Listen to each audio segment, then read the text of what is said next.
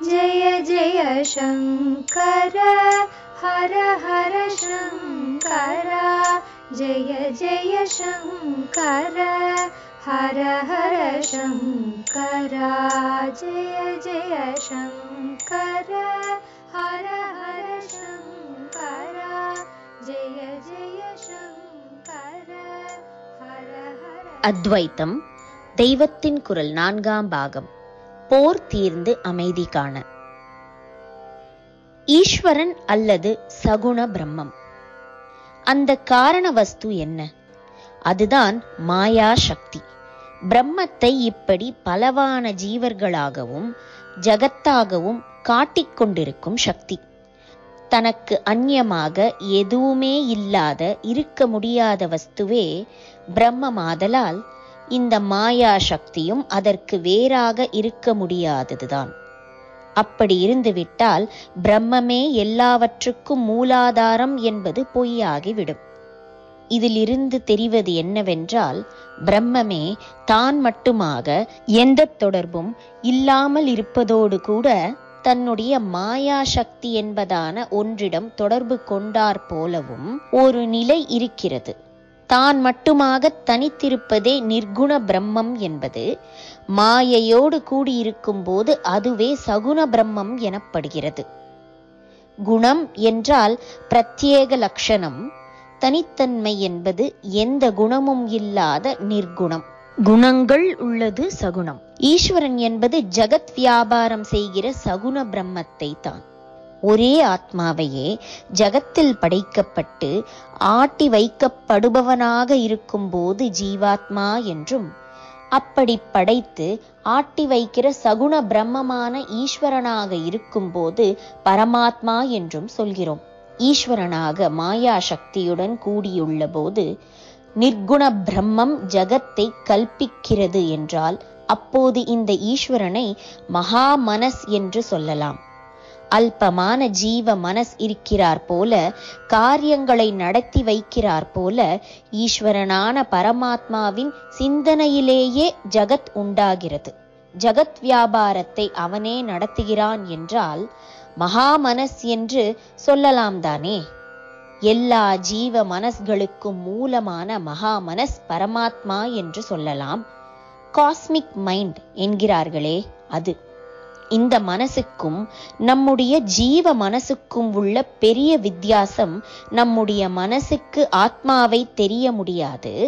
மனஸ் அழிந்தால்தான் ஆத்மா விளங்கும். ஆனால் ஈஸ்வரனோ மகாமனசாயிருந்து கொண்டே ஆத்ம ஞான ரூபியாகவும் இருப்பவன். முன்னேயே பார்த்த சமாச்சாரம். வேதாந்த ஈஸ்வரன் சிவன் அல்ல. ஈஸ்வரன் என்றவுடன் சிவன் என்று அர்த்தம் பண்ணிக்கொண்டு விடக்கூடாது. பொதுவிலே ஈஸ்வர சப்தம் சிவனுக்குத்தான் உரியதாக இருக்கிறது. ஈஸ்வரன் கோவில், பெருமாள் கோவில் என்றே சிவ விஷ்ணு ஆலயங்களை வித்தியாசப்படுத்தி சொல்வதாயிருக்கிறது. வைஷ்ணவர்கள் மகாவிஷ்ணுவை ஈஸ்வரன் என்று சொல்லாமல் பகவான், பெருமாள் என்று சொல்கிறார்கள். அதாவது பகவான் என்பதன் அடியாக பிறந்த பாகவதன் என்றால் விஷ்ணு பக்தன் என்றே அர்த்தம் ஏற்பட்டிருக்கிறது. ஆனால் பழைய வேதாந்த சாஸ்திரத்தில் ராமானுஜரின் விசிஷ்டா அத்வைத்த வேதாந்தம் உள்படத்தான் சொல்கிறேன், இப்படி இல்லை. ராமானுஜ மதம் உள்பட எந்த வேதாந்த சாஸ்திரமானாலும் அதில் ஜீவ ஜட சமூக பிரபஞ்சத்தை எல்லாம் ஆக்கி அழித்து அழிக்கிற பரமாத்ம சக்தி எதுவோ அதை காஸ்மிக் மைண்ட் என்றேனே, அதை ஈஸ்வரன் என்ற பெயரால் தான் குறிப்பிடுவார்கள். மகாவிஷ்ணுதான் இந்த மகாசக்தி என்று சித்தாந்தம் பண்ணினவர்களும் அவனை ஈஸ்வரன் என்றே குறிப்பிட்டார்கள். பிற்பாடு வைஷ்ணவர்கள் ஈஸ்வரன் என்று பெயர் வைத்துக் கொள்வதை நிறுத்திவிட்டாலும் ஸ்ரீ வைஷ்ணவ தர்சனத்தின் சித்தாந்தத்தின் முதல் பிரவர்த்தகர் ஆச்சாரியர் என்று கருதப்படும் நாதமுனிகள் என்பவரின் தகப்பனார் பெயரே ஈஸ்வர பட்டர் என்பதுதான். ராமானுஜருக்கும் முந்தி அந்த சித்தாந்தத்தில் 2 பூர்வாச்சாரியர்களை சொல்வார்கள். ஆளவந்தார் என்பவர் ஒருவர், அவருக்கும் முந்தி இருந்தவர் நாதமுனிகள். நாதமுனிகளின் பேரர்தான் ஆளவந்தார். நாதமுனிகளின் தகப்பனாருடைய பெயர் ஈஸ்வர பட்டர் என்பது. எந்த ஒரு தெய்வத்தையும் குறிப்பிடாமல் பொதுவில் கடவுள், ஆண்டவன் என்கிறார் போல ஜீவலோகத்தை ஆட்டி வைத்துக் கொண்டிருக்கும் சக்தியையே ஈஸ்வரன் என்பது. ஈஸ்வர உபாசனை.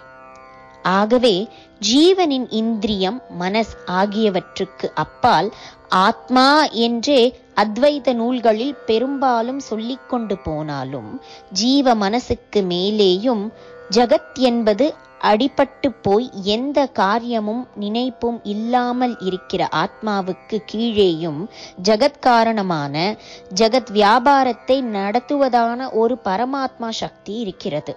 ஜீவனுக்கு கர்மாப்படி ஜென்மாக்களை தந்து ஆட்டி வைத்துக் கொண்டிருப்பது அந்த பரமாத்ம சக்தியே.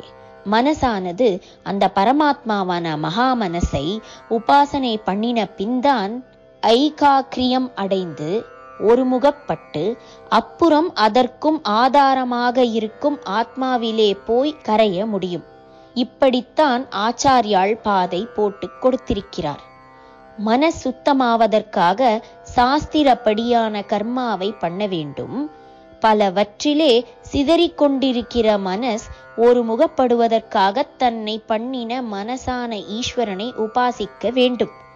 இப்படி சுத்தப்படுத்தி ஒருமுகப்படுத்திய பிறகுதான் அது தன் ஸ்வரூபத்தையே ஆத்மாவில் இழப்பதற்குரிய பக்குவத்தை அடையும். அப்போதுதான் ஞான மார்க்கத்தில் ஆத்ம விசாரம் செய்ய வேண்டும் என்று ஆச்சாரியால் வைத்திருக்கிறார்.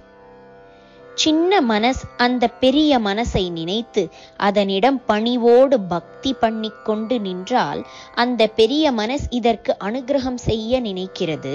இதை மாயையில் இருந்து விடுவிக்கலாம் என்று அருளோடு நினைத்து சின்ன மனசினான ஜீவனுக்கு அத்வைதத்திலே ஆசையை, பிடிப்பை ஏற்படுத்தி இவனை ஆத்ம மார்க்கத்தில் போக பண்ணுகிறது. ஈஸ்வரன் என்கிற அந்த காஸ்மிக் மைண்டின் அனுகிரகத்தால் தான் ஒரு ஜீவனுக்கு அத்வைதத்தில் ருச்சியே ஏற்படுகிறது என்று அத்வைத சாஸ்திரத்தில் சொல்லியிருக்கிறது. ஈஸ்வரா அனுகிரக தேவ பும்சாம் அத்வைத வாசனா. குறிப்பு: இது தத்தாத்ரேயரின் அவதூத கீதை முதல் ஸ்லோகம். ஆனபடியால் ஜீவாத்மாவின் சாரபூதமான அடிப்படை உண்மை நிலை என்ன என்று பார்த்து கொண்டே போகிற போது சரீர இந்திரியங்கள், அப்புறம் மனஸ், அப்புறம் அடி ஆதாரமாக ஆத்மா என்று சொல்லிவிட்டாலும் ஜீவ மனசுக்கு அப்புறம் அநேக ஜீவர்களையும் ஜகத்துகளையும் கல்பிப்பதான ஈஸ்வரன் என்ற இன்னொரு பெரிய மனஸ் வருகிறது. ஜெய ஜெய சங்கரா, ஹரஹர சங்கரா, மகா பெரியவா சரணம். जय जय शंकर हर हर शंकर, जय जय शंकर हर हर शंकर, जय जय शंकर.